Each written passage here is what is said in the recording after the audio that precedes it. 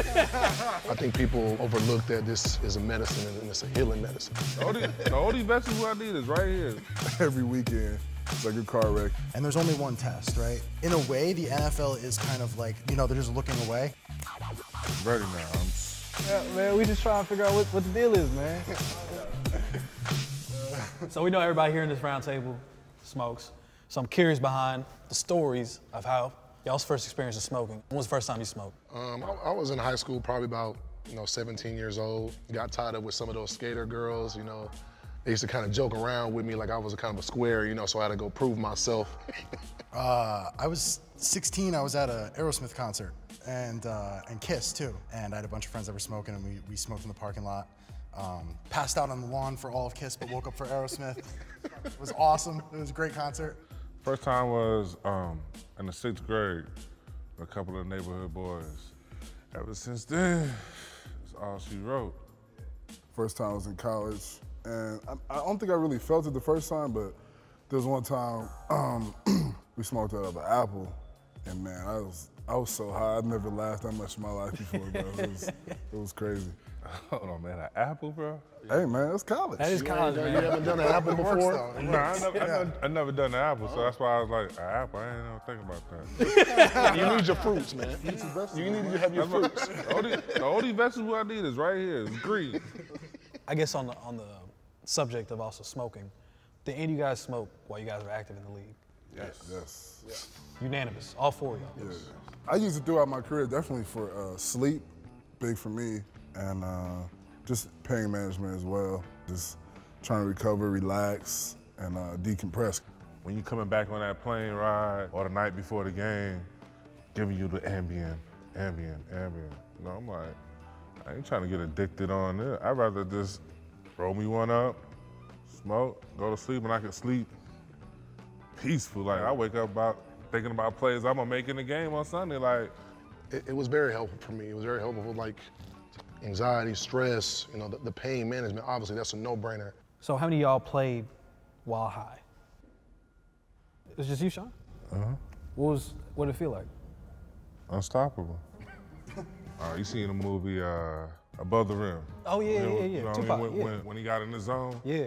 That's how I literally am on the field. Yeah. It's like it was no stopping me. That mellowed me out, got me going, and it's the best thing for me. What was that ritual? Smoke 2 blunts before every game. Sit in the bathtub with some Epsom salt, play my music, smoke, eat breakfast with my family, my kids' wife. I fire up on the way to the stadium, go through the bad neighborhoods or whatever team I was playing with to the city and just reflect. Like, that's my motivation. I'm blessed to be in this position to get up and go do what I love. By the time kickoff comes, I'm just at ease where I'm ready now. I'm piloting, I'm floating. Sean's the only one that said he's played while high. Has anyone else even thought about it? I don't know, it was more like a relaxing for me. I feel like if I played high, I'll just be I'll be giving up a bunch of sacks. You know, I play offensive line. I'm like, man, boy thought he heard something. Like, Ringo. Like, what's going on? You know what I mean? I need to be able to react. I thought you said I said Leo. Missing calls, you gotta think too much on offensive line. That's the thing. I play defensive line, man. I either go left or right, man. Did any of you guys fail a drug test in the NFL? In college, I did. Yeah. I was just smoking during the break. You know when you're supposed to stop? Yeah. And I just kept going. And they did the thing like they were we came back. And like out of nowhere, they're like, okay, yeah, and drug test. And the doctor comes up and he's calling out the names or whatever. And like, Moffitt, and everyone in the room is just like, oh. Like, it was like I was already done. Yeah, I took it and they were like, my coach called me in. And he was like, your levels were literally like the highest like we've ever tested. So the NBA tests 4 times a year. In the NFL, what are the tests like and when does it happen? Yeah, it's 1 time a year, usually in the springtime after, before OTAs or right after OTAs start. And they usually do it by groups, position groups. So, guys are always hoping to be in that first group. Some guys have to wait all the way till July, which is upsetting to some guys, but. Why is it upsetting? The rest of your teammates is on it, so you want to be able to be on it too. So, like you said, the NFL knows what's going on. If you fail a test, though, you know, you're subject to getting tested, you know, 10, 20 times a month. You know, so the punishment is harsh.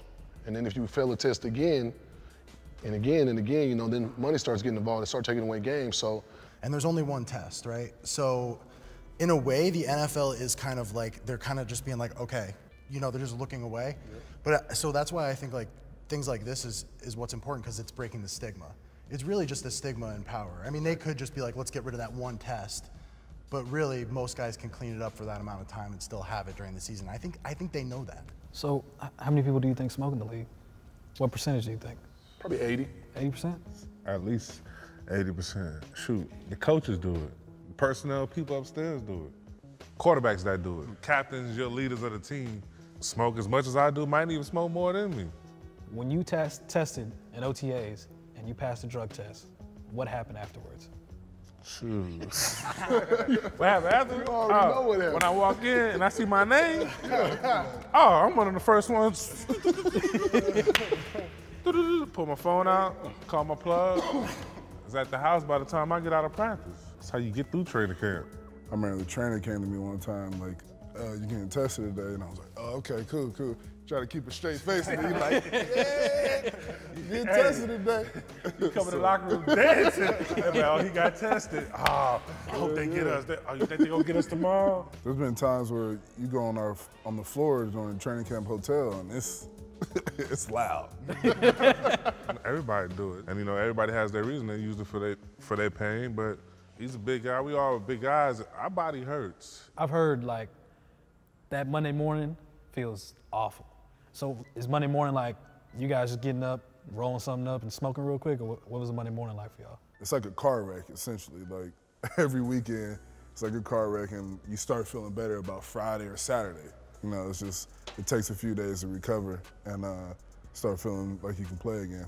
Tuesday's usually like the day you really feel it because you got all these drugs that you put in yourself just to play, you know, the Toradol, the Advil and all that stuff. So that stuff hasn't even worn off you by Monday. So how long does it take to wear off? Usually like Tuesday, you come and you wake up, you like, man, like the game was a couple days ago, but that stuff is, you know, finally out your system now, so you really get to feel the effects from this past Sunday. You know, I had an injury plague journey just to the NFL, you know, tore my ACL 3 times. So I had been on a prescription drug route early in my life. And you know, I was in a dark place. You know, I wasn't feeling good, and you know, they were giving me those things readily. So it was easy for me to, you know, start smoking and receiving the benefits of, you know, of marijuana as a viable option opposed to the prescription drug. So I think people overlook that this is a medicine and it's a healing medicine. And the rhetoric hasn't always supported that. I mean, I use these topicals all the time, you know, on my knees, on my shoulders, on my back. I was just about to say all that type of stuff. Is that for the pain that you experience in the leg that you still deal with? Yes. So, you know, pain, you know, arthritis, any inflammation, there's stuff all for these type of things. Yeah, I was just about to say the anti-inflammatory, but them topicals, oh man, like my granny, I gave some to my granny and she's calling me all the time, hey, do you have some more of that cream? Because it really works. The CBD is a huge market now, and the CBD is without the psychoactive effects of the THC. So that's what CBD is. So now you're getting the effects of cannabis, but you're not getting the psychoactive effects that make you feel high. Going on the subject of concussions, raise your hand if you have suffered a concussion in the NFL. 3 or 4 of y'all. Have any of y'all smoked while having the concussion to try and help? I did smoke, but I wasn't doing it. I didn't think of connecting it with the concussion as being healing. I just was always, I was kind of smoking. He was like, yeah, it's a concussion or not, it's happening. I don't know, you know, I would hope, I've heard the similar things that you were saying about the lubricating kind of thing, you know what I mean? But like it kind of covers your brain or it helps with swelling.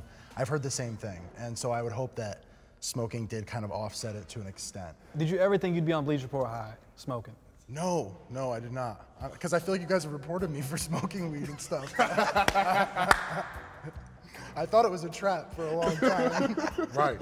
What y'all really up to, man? Nah, man, this ain't no trap, man. We just trying to figure out what the deal is, man. No, everything's been so hush-hush about it. Like, they want the inside, they want the real. Everybody's been being hush-hush and being fake. I mean, Only way people gonna find out about something if you speak about it and talk about it, because if not, you keep it like it's a secret. How else is it gonna expand and evolve for the world to everybody understand what cannabis actually does for you? So the next CBA is 2020, right? And I think it's just something that's just got to be on the table. You know, it's a big change. It's not something simple, but the conversation needs to get started. The facts and the resources need to be brought together, and the wheel just needs to start spinning more. But Bo, I mean, you honestly have an opportunity right now to speak to Commissioner Goodell with this shoot. Like, what would you tell him right now about marijuana? Just, you know, we've been demonizing this plant for so long, so just take the time to do the research, to educate yourself. Ryan, if you had a chance to talk to Roger Goodell about NFL players using cannabis, what would you tell him? I think I would just tell them that, you know, I feel like you guys already know there's a ton of players who smoke marijuana. We've only get tested once a year, and why have that once a year test when, you know, it's so beneficial to all the players who use it. And we're speaking with good intention anyway. You know, Absolutely. we're not serious. I'm speaking to help my brothers, to help people who are suffering from the same things that we suffer. The NFL was a vehicle for us, and now it's giving us this platform to speak. You know, athletes are a powerful force, you know, a powerful force for change, and, you know, sports can get it done.